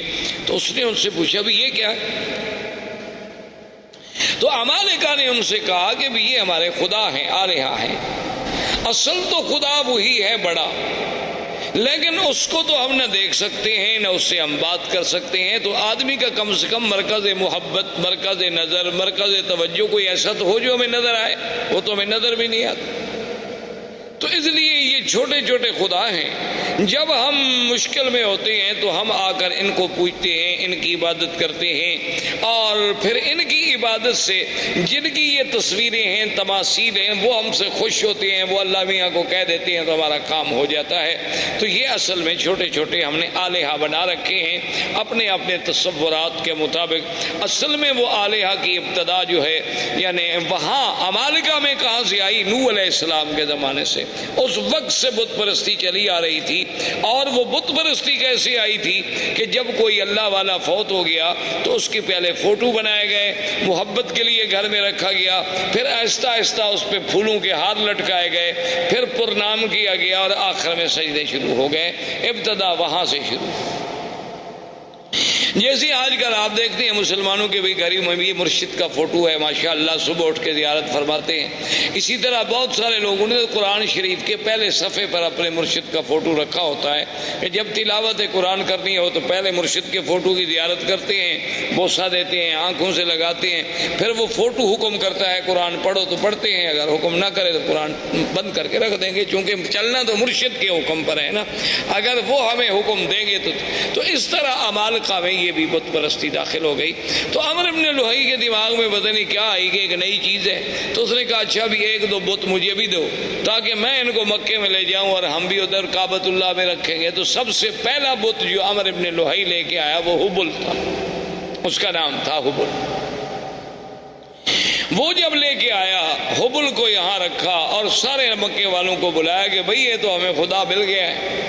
ایسے پہلے تو ہم خالی گھر میں عبادت کر رہے تھے، خدا تو نہیں تھا، تو اب سب اس کی عبادت کیا کریں، تو لوگوں نے اس کی عبادت کرنی شروع کی۔ اس نے باقی قبائل کو بلایا، پھر ہر قبیلے کے لیے خدا بنتا چلا گیا، کو بنو ثقیف کا، کو بنو حذیل کا، کو بنو خزاعہ کا، کو قریش کا، کو بنو ہاشم کا، سب خدا بناتے گئے۔ اور پھر اس نے لوگوں سے یہ بھی کہہ دیا، اس نے کہا کہ دیکھو یہ بت تو بناؤ، خدا تو بناؤ، لیکن یہ شرط ہے کہ مٹی ہمارے اس شہر کی ہو، یعنی پتھر یہاں سے لو، مٹی بھی یہاں سے لو، پھر اس سے بناؤ، ہر مٹی سے نہ بناؤ، چونکہ یہ تو اللہ کے گھر کی مٹی ہے نا، یہ تو مبارک مٹی ہے۔ یہ چیزیں جو ہے نا جی اس کے دماغ میں آئیں، اس لیے حضور پاک نے فرمایا تھا کہ اول من بدل الدین عامر بن لہی، سب سے پہلے اللہ کے دین میں تحریف کرنے والا، بدلنے والا اور شرک کی ابتدا کرنے والا سرزمین مکہ میں جو تھا تو عامر بن لہی تھا۔ اور حضور نے یہ بھی ارشاد فرمایا کہ انی رائی تو، فرمایا میں نے مجھے دکھایا گیا ہے کہ یجر امعاہ فی النار، کہ وہ اپنی آنتیں جو ہے جہنم میں گھسیٹتا ہوا جہنم میں چل رہا ہے۔ تو یہ وہ پہلا شخص تھا جس سے بت پرستی کی ابتدا۔ اس نے آرڈر کر دیا کہ بھئی کوئی آدمی بت بنائے، ہر قبیلہ بت بنائے، لیکن وہ بت مکے کے پتھروں سے ہو۔ اور دوسری بات یہ ہو گئی، اس نے حکم کر دیا کہ ہر قبیلہ جو بت بنائے اپنا ایک بت جو ہے وہ یہاں رکھے، یعنی ہم اس قبیلے کو شرف دیں گے کہ تمہارا خدا جو ہے وہ کعبے میں موجود ہے، اور اگر اس قبیلے سے لڑائی ہو جاتی تو اس کے خدا کو بھی نکال دیتے تھے کہ بھئی اب تمہارا خدا یہاں نہیں رہ سکتا، تمہارا ہمارا جھگڑا ہے۔ تو اس طرح جناب یہ ہوا، حتیٰ کہ بڑا عجیب واقعہ ہے کہ ایک شخص سفر پہ گیا تو اس کو وہ اپنا بت جو تھا وہ بھول گیا، اور مکہ مکرمہ سے پتھر اٹھانا بھی بھول گیا۔ اب راستے میں اس کا دل ہوا کہ میں اپنے خدا کی پوجا کروں، اپنے بت کی پوجا کروں، اپنے صنم کو پوجوں۔ تو اب اس نے کہا بھی میں کہاں سے بناؤں، وہ تو میں مکہ سے تو پتھر لایا نہیں۔ جیسے ہمارے روافض نے بھی آپ نے دیکھا ہے، ان کا بھی ایک مٹی کا ایک ایسے ٹھیلا گول سا بنا ہوتا ہے، وہ سجدے میں وہی استعمال کرتے ہیں۔ وہ کہتے ہیں یہ قرب و بلا کی مٹی ہے، تو وہ مقدس مقام کی مٹی ہے، اس کے بغیر ہمارا سجدہ نہیں ہوتا۔ چونکہ حضرت حسین نے شہید ہوتے وقت اسی پہ سجدہ کیا تھا، تو لہٰذا وہی مٹی لے کے وہ ہر جگہ چلتے ہیں، اس کو بنایا ہوتا ہے، وہ سامنے رکھیں گے اور اسی پہ وہ اپنا سجدہ کریں گے، باقی کسی جگہ کے لیے ان کا سجدہ نہیں ہوتا۔ اللہ نے ہمارے لیے پوری دنیا پاک کی، انہوں نے جناب تنگ کرتے مشرکین مکہ نے کہا مکے کا پتھروں کا بت بناؤ، انہوں نے کہا کربلا کا بناؤ۔ تو بہرحال اللہ رحمت فرمائے۔ تو اب جناب یہ ہوا کہ اس بندے کو سوچ آئی کہ میں کیا کروں۔ اس نے کہا کہ میرے پاس کھجوریں البتہ تھی، سفر میں اور تو کوئی خوراک نہیں ہوتی تھی، تو میں نے کھجوروں کو اکٹھا کیا اور کھجوروں کو جیسے میرا بت تھا نا اس کی شکل کا ایک بت کھجوروں سے بنایا، کھجوروں سے اس کی گٹھلیاں نکال دیں اور کھجوروں کو معجون کی شکل دے کر میں نے اس کا بت بنا دیا اور اس کی پوجا کرنی شروع کی۔ اس کی عبادت کرتا رہا، لیکن کہتے ہیں جب بعد میں بھوک لگی تو خدا کو کھا گیا، اور میں کیا کرتا۔ وہ کہتے ہیں آخر میرے پاس کوئی حل نہیں تھا۔ جب سفر میں مجھے بھوک نے ستایا تو میں نے کہا یار میں اب کیا کروں، تو میں نے پھر خدا کی پہلے ٹانگ کاٹی، پھر ہاتھ کاٹا، پھر گردن کاٹی، اور آہستہ آہستہ کھا گیا۔ سارا سفر میں راستے میں بندہ خدا کو کھا گیا۔ یعنی آپ اندازہ کریں جاہلیت کا۔ اسی لیے اکبر نے حالی نے کہا تھا نا کہ کھڑے ہیں پڑے ہیں پڑے ہیں، جو ماپو تو بندے خدا سے بڑے ہیں۔ تو یہ فطرت انسانی ہے کہ جب وہ بھٹکتی ہے تو پھر ایسی حرکتیں کرتی۔ جیسے کہ ایک صحابی مسلمان ہوئے، اسلام لانے کے بعد لوگوں نے کہا کہ بھئی آپ ہمیں اپنی زندگی کا کوئی واقعہ سنائیں۔ اس نے کہا کہ بھئی آپ تو کہتے ہیں کہ یہ بت جو ہے نا کوئی فائدہ نہیں پہنچاتے، لیکن میرا جو خدا تھا نا، جو میرا بت تھا جس کی میں پوجا کرتا تھا، اس نے مجھے بہت فائدہ پہنچایا۔ اب صحابہ حیران ہو گئے کہ بت کیسے فائدہ پہنچائے۔ اس نے کہا ابھی کیسے؟ اس نے کہا اصل میں ایک دفعہ سفر پہ گیا، صحرا کا سفر تھا، تو میں اپنے بت کو چھوڑ کے کسی کام گیا، واپس آیا تو دیکھا کہ وَالثَّعْلَبُ يَبُولُ عَلَىٰ رَأْسِهِ، کہ ایک صحرا کی لومڑی کھڑی ہے اور میرے اس بت پہ پیشاب کر رہی ہے۔ تو میں نے کہا ھذا رب، یہ خدا ہو سکتا ہے جس پہ ثعلب آ کر پیشاب کر دے؟ تو میں نے اس وقت اس کو پھینک دیا اور دل میں اسلام داخل ہو گیا کہ واقعی اللہ تبارک و تعالیٰ کے دین کے علاوہ یہ محض ہمارے تخیلات ہیں اور فسادات ہیں۔ تو بہرحال میرے کہنے کا مقصد یہ تھا کہ یہاں سے عرب سے بت پرستی شروع ہوئی، اور آہستہ آہستہ یہاں شرک کی جڑیں پھیلتی چلی گئی۔ اب اسی طریقے سے پھر یہود جو تھے، یہود اور نصارہ، یہ یہود بھی کوئی مدینہ منورہ میں رہنے والے نہیں تھے، یہ بھی ان کا اصل جو تھا شام تھا، یہ وہاں سے آئے اور آ کر مدینہ منورہ میں آباد ہوئے۔ اس وقت مدینہ منورہ کو یثرب کہا جاتا تھا، اس کا نام مدینہ منورہ نہیں تھا۔ یہ وہاں آ کر آباد ہوئے، ان میں کئی قبائل تھے، بنی قینقاع تھے، بنو نذیر تھے، بنی قریظہ تھے، اور اسی طرح یمن سے کچھ لوگ نکلے۔ جب ربیعۃ بن النصر یمن کا آدمی تھا، اس نے خواب دیکھا کہ اپنے خواب میں کہ بعض احباش کہتے ہیں بہت گھٹیا قوم کے لوگ، وہ یمن پہ بادشاہ بن جائیں گے، تو وہ ڈر کے مارے اپنے خاندان کو لے کر وہ بھی وہاں سے نکلا، اور حیرہ میں جا کے اس نے، عراق کے اندر ایک جگہ ہے حیرہ، وہاں جا کر اس نے ڈیرا ڈالا، اور اس کے بعد پھر اس کا لڑکا پیدا ہوا جس کا نام جو ہے سنان ابن اسعد تھا، سنان اسعد، جس کا لقب تبا تھا، یہ اس کا بیٹا تھا، اور یہ پھر بہت بڑا بادشاہ بنا، اور اس نے پھر بڑی جنگیں کی اور بڑی لڑائیاں کی، اور یہ اسی ضمن میں آیا، مدینہ منورہ میں پہنچا، پھر مدینہ منورہ سے آگے چلا گیا، اور اس نے اپنے ایک بیٹے کو اسی یثرب کے مقام پہ چھوڑ دیا کہ بھی تم یہاں رہو، سنا ہے کہ یہاں علماء رہتے ہیں، اہل کتاب لوگ ہیں، ان سے کچھ استفادہ کرو۔ اچھا، خدا کی قدرت یہ ہے کہ کچھ عرصے کے بعد اس کے بیٹے کو مدینے میں کسی آدمی نے قتل کر دیا۔ وہ جب قتل ہوا تو اس کو اطلاع ملی کہ تمہارا تو بیٹا قتل ہو گیا، اس نے جناب چڑھائی کی، اس نے آگے چڑھائی کی اور جنگ لڑی، اور خدا کی شان دیکھیں، دنیا کی تاریخ میں یہ نرالی جنگ تھی کہ مدینے والے لوگ اس سے بادشاہ طبا کی فوجوں سے، یمن کی فوجوں سے سارا دن لڑائی لڑتے، جب شام ہوتی تو ان کے لیے کھانا بھجواتے، جب شام ہو جاتی وہ کہتے نہیں لڑائی اپنی جگہ ہے، مہمان ہیں یمن سے چل کے آئے ہیں مدینہ، کھانا تو دینا ہے۔ دن میں لڑائی اور شاہ حیران ہوگی یہ کیسی قوم۔ ایک دن اس نے علماء یہود تھے تو وہ آئے اس کے پاس، انہوں نے کہا کہ دیکھو تم چاہتے کیا ہو؟ اس نے کہا میرے بیٹے کو انہوں نے قتل کیا۔ انہوں نے کہا بیٹے کو قتل کیا، تم نے کتنے قتل کر دیے؟ اور تمہارا تو ایک بیٹا قتل ہوا، تم نے کتنے قتل کر دیے؟ چاہتے؟ اس نے کہا نہیں، میں تو یثرب کو مٹا دوں گا، میں تو اس شہر کا نام و نشان نہیں چھوڑوں گا دنیا میں۔ اس نے کہا بات سنو، یہ وہ جگہ نہیں جسے تم مٹا سکو، حاضی مہجر محمد الرسول اللہ صلی اللہ علیہ وسلم، یہ ایک نبی پیدا ہوں گے عربی محمد پاک جن کی ہجرت کا مقام ہے، اس کو تم نہیں مٹا سکتے، اس کے مٹانے کا خیال چھوڑ دو، تم خود مٹ جاؤ۔ اچھا، تو وہ جناب ان کے کہنے پہ لڑائی مدینے سے بند ہو گئی، اور اس نے کہا اچھا ایسا کرو کہ تم دو علماء یہود جو نا تم میرے ساتھ چلو تاکہ میرے ملک میں بھی جا کے کوئی دین پھیلاؤ۔ اب جناب راستے میں ابھی وہ سفر کر رہا تھا کہ بنو حذیل ایک قبیلہ ہے جو مکے میں آباد تھا۔ یہ بنو حذیل قبیلے کے لوگ جو تھے یہ دوڑے ہوئے پہنچے اس بادشاہ کے پاس، طبا کے پاس۔ انہوں نے کہا کہ هل تريد من الذهب والفضة ومن المجوهرات شيئا عظيما، کیا تمہیں چاہیے کہ تمہیں ہم سونا، چاندی، ہیرے، جواہرات کا ڈھیر حوالے کر دیں؟ تم چاہتے ہو؟ اس نے کہا کون نہیں چاہتا۔ تو اس نے کہا وہ سارا کعبہ شریف کے اندر جو ہے یہ تمام دنیا کا سونا موجود ہے، آگے لے لو۔ کیونکہ اصل یہ بات ٹھیک بھی تھی، کیونکہ کعبۃ اللہ جب بنایا گیا نا جی تو اس کے درمیان میں ایک کنویں نما شکل بھی تھی، تو لوگ اس میں زیورات، سونا، چاندی، ہر چیز ڈالا کرتے تھے۔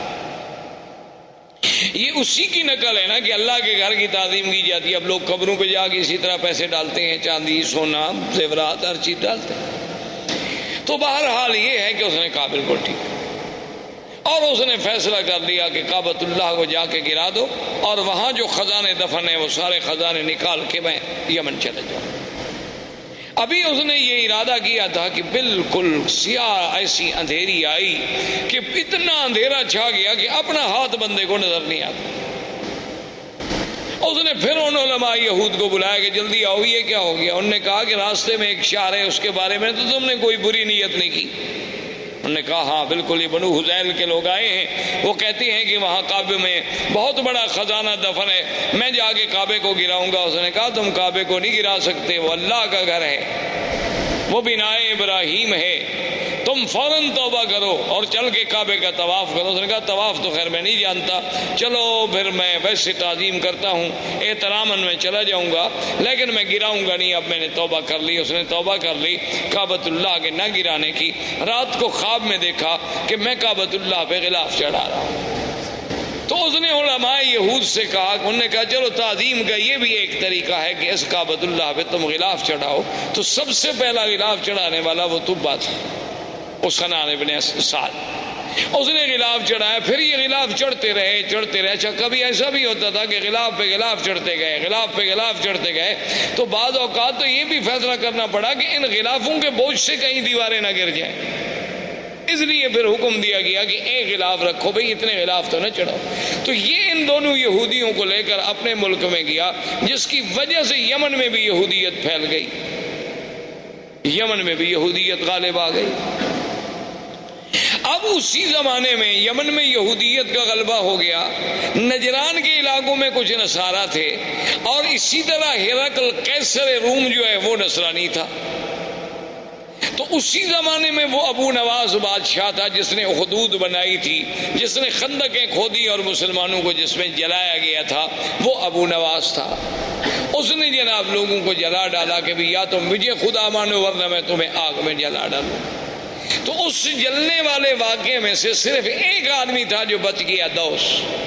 وہ وہاں سے بھاگا اور اس نے جا کے ہرقل سے کہا کہ یہ کیا بات ہے کہ ایک ہزاروں آدمیوں کو زندہ آگ میں جلا دیا جائے، اب تو یمن کے ہمارے قبیلوں میں کوئی بچہ ہی نہیں، میں صرف اپنی جان بچا کے بھاگ کے تمہارے پاس آیا ہوں، تم میری مدد کرو۔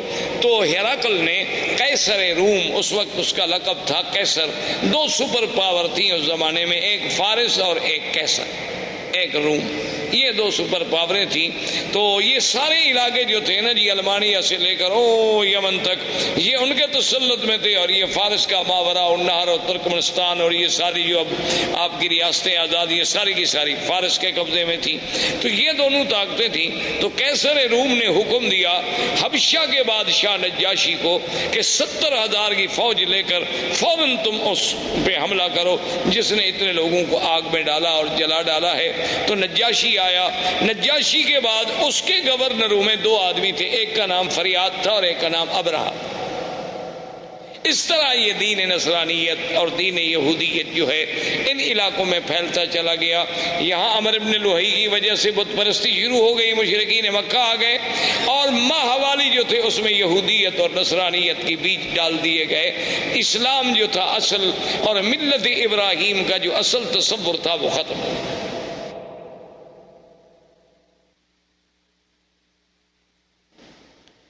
اب جناب یہ ہوا کہ آہستہ آہستہ ابرہہ اور اریاد اس کے درمیان میں بھی جنگ ہوئی۔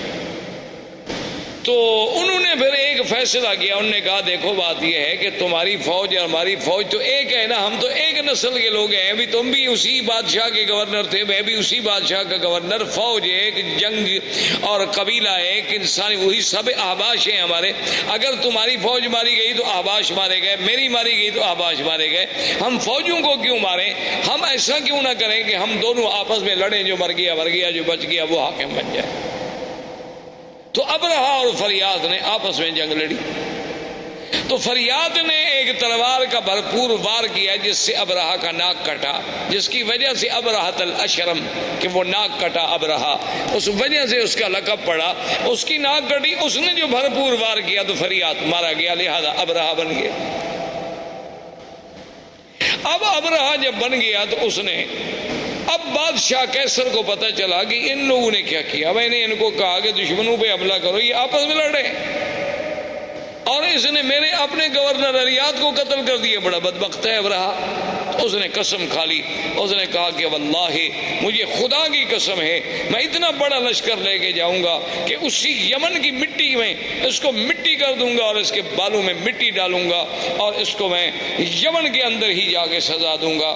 تو فوری طور پر جب ابرہہ کو پتہ چلا کہ قیصر روم حملہ کرنے والا ہے تو آدمی بڑا چالاک تھا، اس نے فوراً سر پہ استرا پھروا دیا اور یمن کی مٹی جو تھی وہ بھی ایک برتن میں بھر کے قاصد بھیجے بادشاہ روم کے پاس کہ جناب میں تو آپ کا غلام ہوں، آپ چونکہ قسم کھا بیٹھے ہیں نا تو لہٰذا میرے بال بھی حاضر ہیں، یمن کی مٹی بھی حاضر ہے، اس میں میرے بال ڈال دو، قسم تمہاری پوری ہو گئی، خدا کے لیے مجھ پہ حملہ کیوں کرتے ہو؟ بادشاہ بھی خوش ہو گئے، انہوں نے کہا ٹھیک ہے، جب ایک آدمی اتنا نیاز مندی پہ آ جائے، جب اتنا اس نے کر دیا کہ اپنے بال کٹوا دیے، بال کٹانے کا معنی تو یہ ہوتا نا کہ گردن پیش کرنی، ورنہ اللہ میاں کو احرام میں یا حج میں یا عمرے میں بالوں کی کیا ضرورت ہے؟ مقصد تو یہ ہے کہ ہم نے سر اللہ کے حکم پہ جھکا دی، کہ اپنی محبوب ترین چیز جو ہے بندے نے پیش کر دی، قربان کر دی۔ اب جناب جب یہ ہو گیا تو اب ابرہا نے اسے خوش کرنے کے لیے انہوں نے کہا کہ جناب گزارش یہ ہے کہ سرزمین عرب میں ایک کعبہ ہے تو ہم یہاں اپنا کعبہ کیوں نہ بنائیں؟ تو وہاں اس نے ایک کعبہ بنایا جس کا نام قلیس، اور اس کعبے کو اتنا جناب اس نے بنایا تعمیری طور پہ، اور اس کے بعد اس نے قیصر روم سے کہا کہ پوری دنیا میں اعلان کریں کہ اس کعبے کا حج کریں۔ اعلان ہو گیا۔ ایک قبیلہ تھا نسیع، عرب کا ایک قبیلہ تھا نسیع۔ نسیع کا معنی ہوتا ہے کسی چیز کو پیچھے کرنا۔ اچھا یہ قبیلہ جو تھا نا یہ حرم کے بڑے مجاور تھے اور حرم کے بڑے خادم تھے، اور یہ مکہ اور طائف کے قریب درمیان میں یہاں ان کا قبیلہ آباد تھا۔ اصل میں ان کو نسیع کیوں کہا جاتا تھا کہ 4 مہینے ہیں نا جن میں جنگ اللہ نے حرام کر دی تھی، اربعۃ حرم۔ اچھا وہ 4 مہینے کون سے تھے؟ رجب، اچھا اس کے بعد پھر ذی القعدہ، ذی الحجہ اور محرم۔ اچھا یہ 3 مہینے اکٹھے ہیں، ذی القعدہ، ذی الحجہ، محرم، رجب اکیلا ہے۔ اب جناب جب یہ اتنی مدت ہو جائے عربوں کو لڑائی نہ ہو، تو عرب تو بغیر لڑائی کے رہ نہیں سکتے تھے نا، یہ تو قومیں ایسی تھی کہ بس ہر وقت لڑنا ہے۔ ان کی لڑائیاں اس بات پہ بھی ہوئی ہیں کہ ایک قبیلے نے کہا کہ تمہارے درختوں سے ایک چڑیا اڑی اور میرے درختوں پہ آ کے بیٹھ گئی، یہ زیادتی کیوں ہوئی؟ اس پہ لڑائی شروع ہو گئی اور سینکڑوں آدمی قتل ہو گئے کہ وہاں سے چڑیا اڑ کے میرے باغ میں کیوں آئی، لڑائی ہو گئی۔ اب جناب یہ جب ان کا اب جب 3 مہینے صبر کیسے کریں، تو یہ اس قبیلے والوں کو کہتے کہ بھئی ہم نے فلاں قبیلے سے لڑنا ہے، تو کہتے کوئی بات نہیں، ہم محرم کو پیچھے کر دیتے، ہم محرم جو ہے نا پیچھے کر، ذی الحج کے بعد جب مہینہ آتا ہے وہ کہتے جی یہ سفر ہے، اس کے بعد محرم آئے گا، تو اس کو یعنی 1 مہینے کو پیچھے کر دیتے۔ تو اس لیے ان کو نسیع کہا گیا کہ یحلونہ عاما ویحرمونہ عاما۔ اللہ نے قرآن میں بھی فرمایا 1 سال تو اس کو محرم رہنے دیتے، 1 سال اس کو سفر بنا دیتے، پھر جنگ حلال ہو جاتی۔ تو یہ نسیع قبیلہ جو تھا ان کو جب پتہ چلا کہ بھئی حبشے میں ابرہا نے ایک کعبہ بنایا ہے خدا کے کعبے کے مقابلے پر، انہوں نے کہا بھی اگر آہستہ آہستہ اس کی رونق بڑھ گئی اور چرچا بڑھ گیا تو ہمارا تو مسئلہ ختم ہو جائے گا۔ یہ یہاں سے کچھ آدمی نکلے اور چوری چوری داخل ہوئے عبادت کے بہانے سے، رات کو وہاں گندگی کٹھی کی اور ان کی دیواروں کو گندگی لگا کے یہ غائب ہو گئے۔ صبح جب ابرہا کو اطلاع ملی کہ تمہارے کعبے کو تمہیں بے حرمتی کی، اس نے کہا یہ کس نے کی ہوگی؟ اس نے کہا صاف بات ہے، صاف بات ہے، عرب قبائل کے علاوہ اور کون کر سکتا ہے، اور کسی کو ہمارے کعبے سے کیا دکھ ہے؟ تو تحقیق پر پتہ چلا کہ بھی ہاں یہ تو نسیع والوں کا کام ہے، جو مکے کے کعبے کے مجاور ہے نا قبیلہ بنو نسیع، یہ انہی کا کام ہے۔ انہوں نے کیا تو انہوں نے کہا کہ ٹھیک ہے، حکم دیا فوجوں کو کہ تیاری کرو، میں جا کے اس کعبے کو منہدم کرتا ہوں، جب تک وہ کعبہ رہے گا نا تو میرے کعبے کا جو ہے لوگ عزت نہیں کریں گے اور نہ یہاں کوئی حج کرے گا۔ اس کعبے کو توڑ دیتے ہیں، کچھ عرصے کے بعد لوگ بھول جائیں گے کہ کہاں کعبہ تھا، کہاں کیا تھا، کیا حج تھا، کیا احکام تھے۔ تو یہ وہاں سے لشکر لے کے چلا، اور اسی کے لشکر میں ہاتھیوں کا لشکر تھا، اور ان میں جو سب سے بڑا ہاتھی تھا اس کا نام محمود تھا۔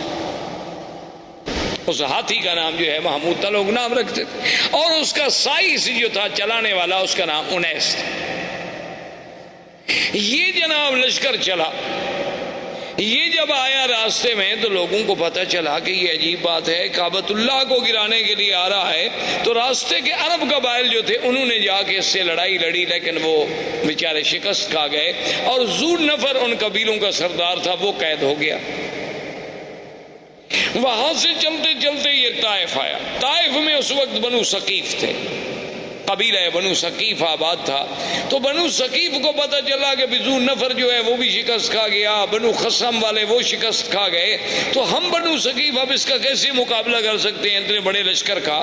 تو انہوں نے ابرہہ کو پیغام بھیجا کہ دیکھو تم جا رہے ہو کعبۃ اللہ کو توڑنے کے لیے, ہم تمہارا راستہ نہیں روکتے, تم جانو مکہ جانے کعبہ جانے, لیکن شرط یہ ہے کہ لا تؤذوننا, تم ہمیں ایذا نہیں پہنچاؤ گے. اس نے کہا بالکل ٹھیک, لیکن اس نے کہا کہ اپنی شرافت اور صداقت کی کوئی نشانی, کوئی دلیل تو دو نا کہ تم پکے ہو. ایسا تو نہیں کہ میں ادھر جاؤں اور تم پیچھے سے حملہ کر دو, کیونکہ بنو ثقیف بھی بڑی مشہور لڑاکی قوم تھی اور خاص طور پہ تیر انداز تھی. تو انہوں نے ایک آدمی تھا جس کا نام تھا ابو رغال. ابو رغال جو تھا نا جی, وہ انہوں نے کہا کہ یہ آدمی ہم تمہیں دے رہے ہیں, یہ ایسا آدمی ہے کہ ایک تو طائف سے لے کر مکے تک تمہیں راستے بتائے گا. اس وقت سڑکیں تھوڑی بنی ہوئی تھی, اور راستہ نہ جانو تو 2 دن کا راستہ 10 دن لگ جاتے تھے. تو یہ تمہیں دلالت کرے گا کہ کعبۃ اللہ کا راستہ کہاں ہے, اور تمہیں مکے تک پہنچا دے گا. اور اس ابو رغال نے اپنے قبیلوں سے, اپنے دین والوں سے غداری کی اور ان سے وفا کی کہ ان کو مکے کا راستہ بتلایا, اور وہ چلتے چلتے مکے کے قریب پہنچا, اور اسی راستے میں ابو رغال جو ہے وہ مر گیا. اور دنیا میں تاریخ میں یہ بات موجود ہے آج بھی کہ اس کی قبر جو تھی نا جی, آج تک دنیا میں ابی رغال کی قبر مشہور تھی کہ بعد میں عرب والے جاتے تھے اس کی قبر پہ جا کے پتھر مارتے تھے, جیسے جمرۃ العقبہ کو مارتے ہیں نا, کہ یہ وہ بدبخت ہے کہ جس نے اپنے دین کو بھی چھوڑا, اپنے قبیلوں کو بھی چھوڑا, اور ابرہہ کو لے آیا کعبہ گرانے کے لیے. تو ابو رغال وہاں مر گیا. ابرہہ کا لشکر جب کعبۃ اللہ کے قریب پہنچے, اس نے ڈیرا ڈال دیا اور حکم دے دیا کہ جو لوگ ملے, مال ملے, مویشی ملے, سب پکڑ لو. چونکہ روب ڈالنا تھا مکے والوں پر, تو ان مال مویشیوں میں 200 اونٹ جو ہے وہ عبد المطلب کے بھی پکڑے گئے. عبد المطلب جو ہیں یہ حضور صلی اللہ علیہ وسلم کے دادا ہیں, اور عبد المطلب جو تھے کان جسیمن وسیمن, یعنی بڑے خوبصورت, بڑے جمال والے, کیوں نہ ہوں آخر دادا ہے محمد الرسول اللہ صلی اللہ علیہ وسلم. انہیں پتہ چلا کہ جناب آپ کے 200 اونٹ پکڑ لیے ابرہہ نے. تو وہاں پہنچے اور انہیں پتہ چلا کہ ذو نفر جو ہے ہمارے قبیلہ عرب کا قید میں ہے. تو ذو نفر کو ملے کہ بھئی تمہارا کوئی تعلق ہے؟ اس نے کہا میرا تعلق ہوتا تو میں قید ہوتا. البتہ میں یہ کر سکتا ہوں کہ جو ہاتھی چلانے والا انیس ہے, سائس, اس زمانے میں ہاتھی کا جو سائس ہوتا تھا نا اس کو بڑا تقرب ہوتا تھا, جو وہ بادشاہ کے قریب بیٹھتا تھا. بادشاہ کا ہودج جو ہے سب سے بڑے ہاتھی پہ ہوتا تھا. تو میں انیس کو کہہ دیتا ہوں, کیونکہ راستے میں چاہے میں قید میں رہا لیکن ہماری کچھ دوستی ہو گئی آپس میں. تو اس نے انیس کو سفارش کی. انیس نے ابرہہ سے کہا کہ عبد المطلب سردار جو ہے مکے کا ملنے آیا ہے. تو اس نے کہا ٹھیک ہے. جب عبد المطلب داخل ہوئے تو کہتے ہیں ابرہہ پہ اتنا روب پڑا, اتنا ان کا دبدبہ اور جلال تھا کہ اس نے کہا کہ تخت پہ برابر بٹھاؤں تو پھر تو بات شاید نہ بنے. خود تخت سے نیچے اتر آیا اور استقبال کیا, اور خود بھی نیچے بیٹھ گیا اور عبد المطلب کو بھی اپنے برابر بٹھایا. اتنا روب آ گیا اس کے دل پر کہ یہ کون ایسا خوبصورت جمال والا آدمی. اور پھر عبد المطلب جیسا فصیح آدمی, بولنے والا آدمی, اس نے کہا جی آپ حکم دیں, آپ کیسے آئے؟ اس نے کہا جی کوئی مسئلہ نہیں ایسا, مسئلہ صرف اتنا ہے کہ میرے 200 اونٹ جو ہیں وہ آپ کے لوگوں نے, آپ کی فوجیوں نے پکڑے ہیں, وہ آپ مجھے چھوڑ. تو ابرہہ ہنسنے لگا. تو اس نے کہا کیا بات ہے؟ اس نے کہا کہ عبد المطلب دیکھو جب تم آئے نا میرے دل میں تمہاری بڑی عزت, بڑی عظمت تھی. میں نے کہا یہ تو سردار اس قسم کے تو میں نے آج دیکھے ہیں, لیکن جب تم نے بات کی نا تمہاری عزت ساری ختم ہو. عبد المطلب نے کہا ولی ماذا, کیوں؟ اس نے کہا عجیب بات ہے, میں کعبۃ اللہ کو گرانے کے لیے فوج دے کے بیٹھا ہوں, تم مکے کے سردار ہو, تم مجھ سے معافی مانگے مکے پہ چڑھائی نہ کرو, کعبۃ اللہ کو نہ گراؤ, ہمیں معاف کر دو, واپس جاؤ. تم اونٹ چھڑانے کے لیے آئے, تمہیں اونٹوں کا فکر ہے. تو عبد المطلب نے بڑے غور سے دیکھا اور کہا کہ ابرہہ سنو, انا رب الابل ولہذا البیت رب یحمی, سن لو کہ میں ان اونٹوں کا مالک ہوں, لیکن اس گھر کا بھی ایک مالک ہے جو اس کی خود حفاظت کرے گا. مجھے کیا ضرورت ہے حفاظت کرنے کی, ہم تمہارا مقابلہ نہیں کر سکتے. تو یہ کون سی معقولیت ہوگی کہ ہم بلا وجہ جنگ لڑیں؟ مجھے اونٹوں کی فکر تھی, میں آ گیا, لیکن اس گھر کا بھی ایک رب ہے. ولہذا البیت رب, گھر کا بھی ایک رب ہے، یحمی ہے جو اپنے گھر کی خود حفاظت کرے گا، ورنہ ہم تو عاجز بندے ہیں، ہم حفاظت نہیں کر سکتے۔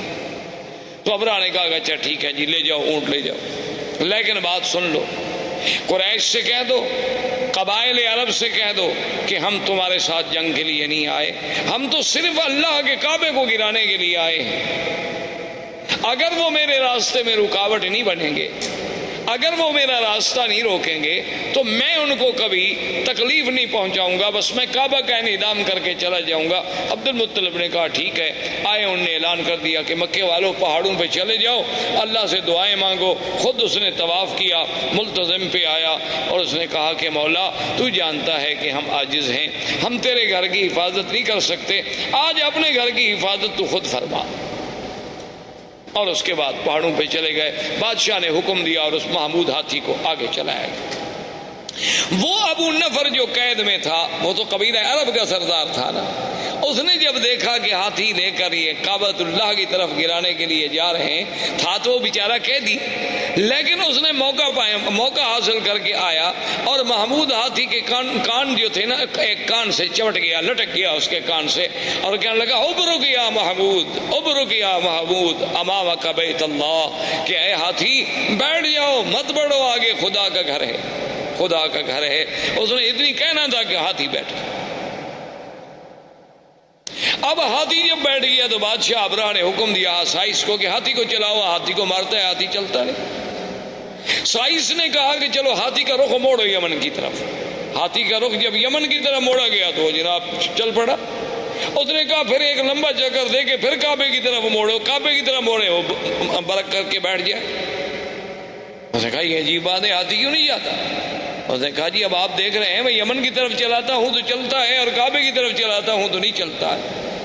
تو ابھی اسی اثناء میں تھے کہ اللہ تبارک و تعالیٰ کے حکم سے کعبۃ اللہ کی جانب سے آسمان پہ سیاہی پھیل گئی، اور چھوٹے چھوٹے پرندوں کا اتنے بڑے غول آئے کہ جیسے بادل ہوتا ہے، جس کو قرآن کہتے ہیں الم تر کیف فعل ربک باصحاب الفیل الم یجعل کیدہم فی تضلیل وارسل علیہم طیرا ابابیل ترمیہم بحجارۃ من سجیل فجعلہم کعصف مأکول۔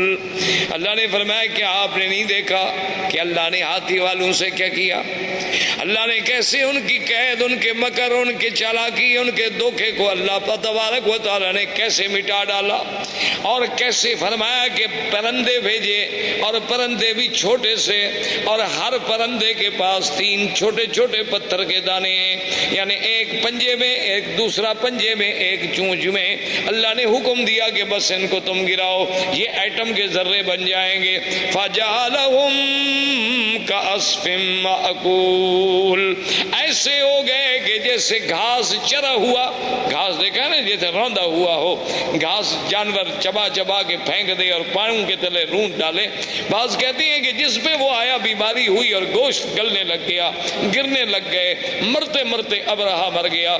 تو یہ وہ سال ہے جس میں ولد فیہا رسول اللہ صلی اللہ علیہ وسلم، جس میں میرے مدنی محمد مصطفیٰ صلی اللہ علیہ وسلم پیدا ہوئے۔ کیونکہ عرب کے پاس کیلنڈر نہیں تھا، تقویم نہیں تھی، تاریخ نہیں تھی، وہ بڑے بڑے حوادث کو یاد کرتے تھے کہ یہ واقعہ کب ہوا، یہ واقعہ کب ہوا۔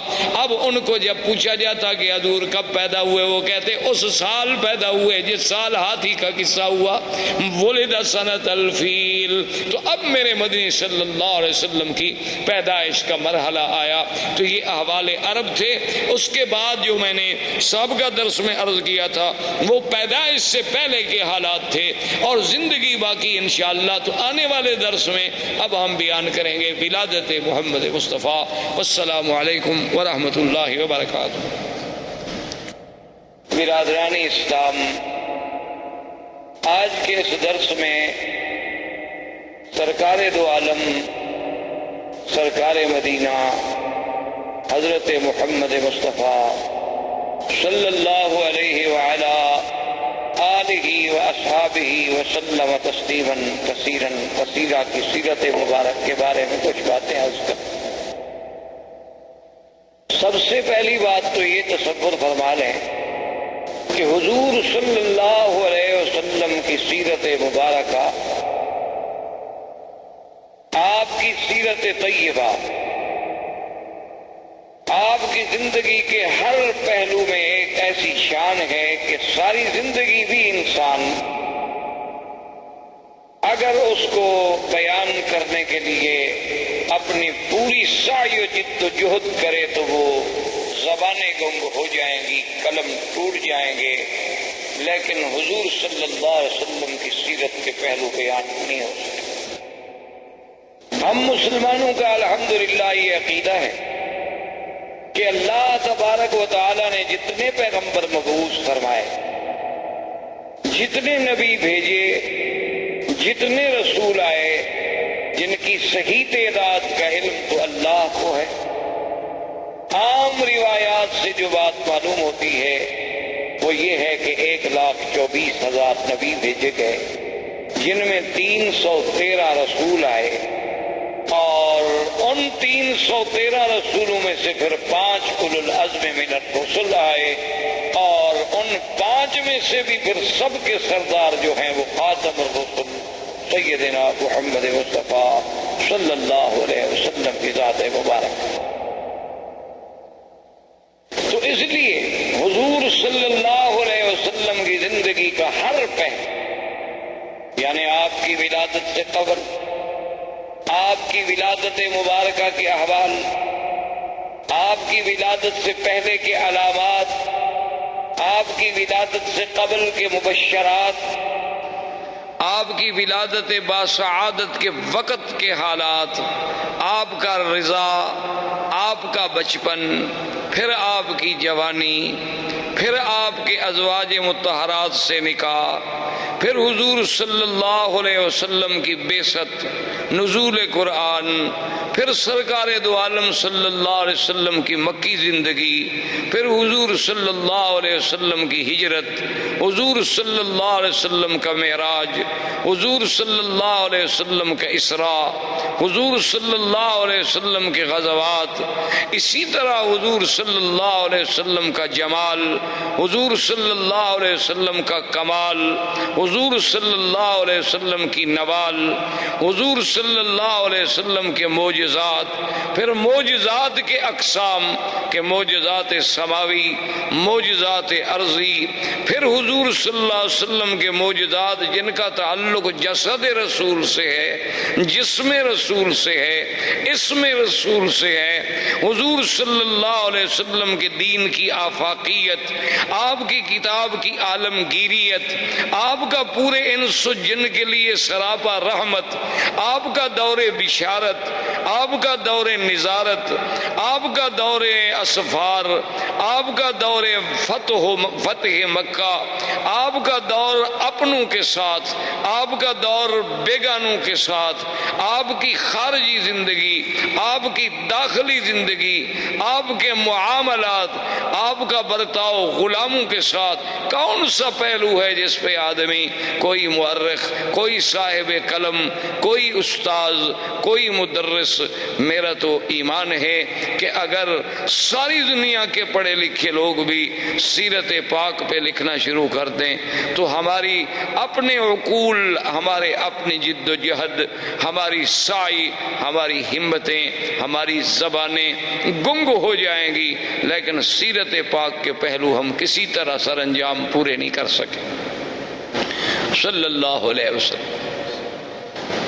اب اس بات پہ آپ غور کریں، تاریخ عالم پہ نظر ڈالیں، کتب سیر پہ نظر ڈالیں، جس انداز میں میرے آقا سرکار دو عالم حبیب کبریا حضرت محمد مصطفیٰ صلی اللہ علیہ وسلم کا ورود مسعود ہے، اور کسی اللہ کے نبی پیغمبر کے بارے میں یہ بات نہیں ملتی۔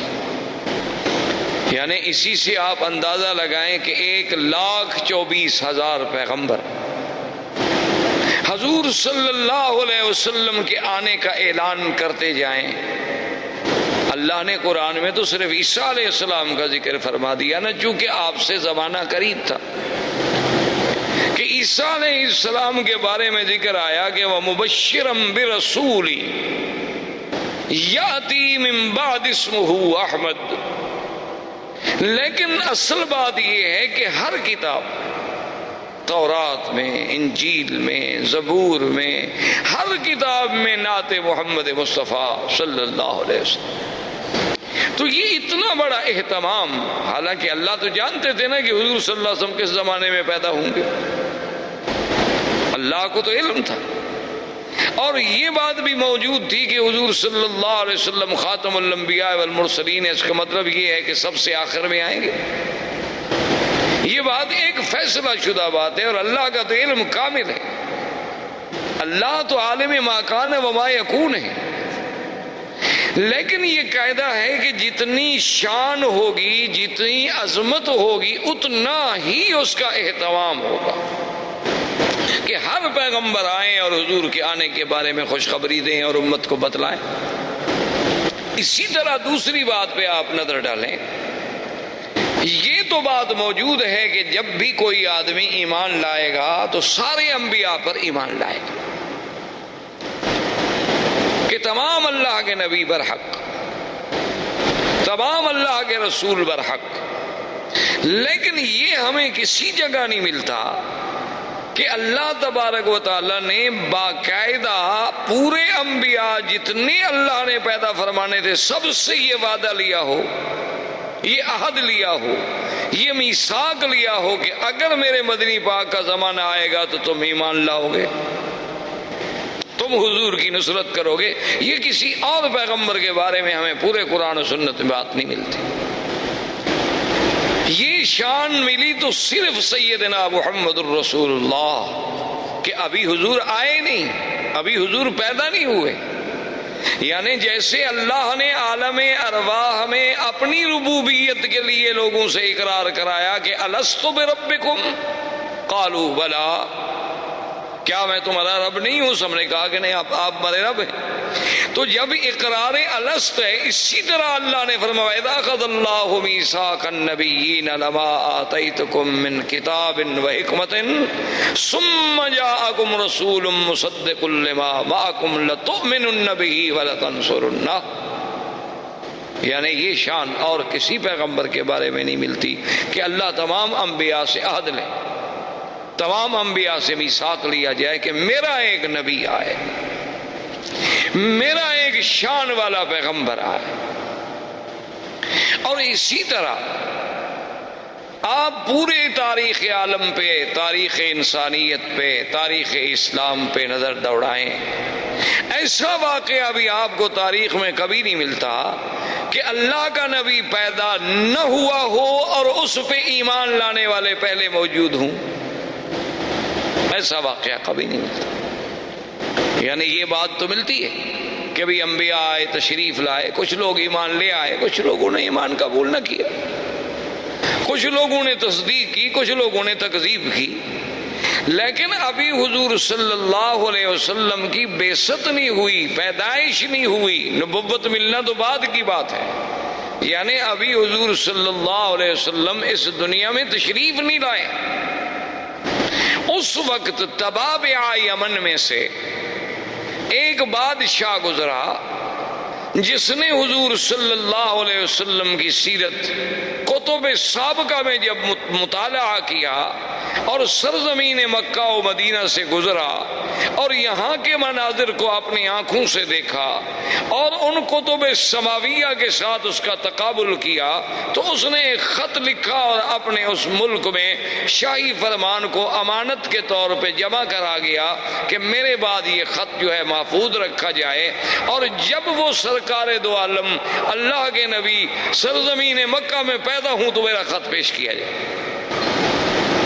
یعنی ابھی حضور صلی اللہ علیہ وسلم پیدائش بھی نہیں ہو، اور اس نے اس میں خط لکھا کہ میں تبع یمن ہوں، اور میں اس بات کے لیے یہ خط لکھ رہا ہوں کہ اگر اللہ نے میری زندگی میں آپ کو پیدا فرما دیا تو سب سے پہلے ایمان لانے والا میں ہوں گا، اور میں آپ کا وزیر بنوں گا، میں آپ کا معاون اور سپاہی بنوں گا۔ حالانکہ وہ بادشاہ ہے، یمن کا بادشاہ ہے۔ تبابع جو ہیں یہ تبا جو تھے یہ یمن کے بادشاہوں کا لقب تھا، جیسے قیصر روم کے بادشاہوں کا لقب تھا، کسرا فارس کے بادشاہوں کا لقب تھا، اسی طرح فراعنہ مصر کے بادشاہوں کا لقب تھا، تو نجاشی حبشہ کے بادشاہوں کا لقب تھا، تو تبابع جو ہے وہ یمن کے بادشاہوں کا لقب تھا۔ وہ تبا الاکبر، تبا الاول، تبا الثانی، اس طرح پکارے جاتے تھے۔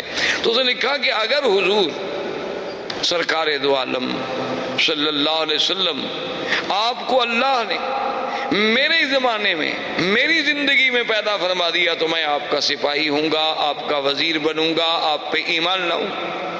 اور اگر میں پہلے مر گیا اور آپ میرے بعد دنیا میں تشریف لے آئے تو پھر میرے گواہ رہیں کہ میں آپ پر ایمان لا چکا ہوں۔ یعنی اندازہ فرمائیں کہ پوری تاریخ انبیاء میں یہ بات نہیں ملتی کہ ایک نبی پیدا نہ ہو لیکن ایمان لانے والے پہلے اقرار کریں اور پھر اس طرح اہتمام کریں کہ شاہی فرمان لکھ کے اس کو باقاعدہ جمع کرایا جائے۔ احباب کرام، اس کے بعد اب آپ اس مبارک سلسلے کی CD نمبر 2 سماعت فرمائیں۔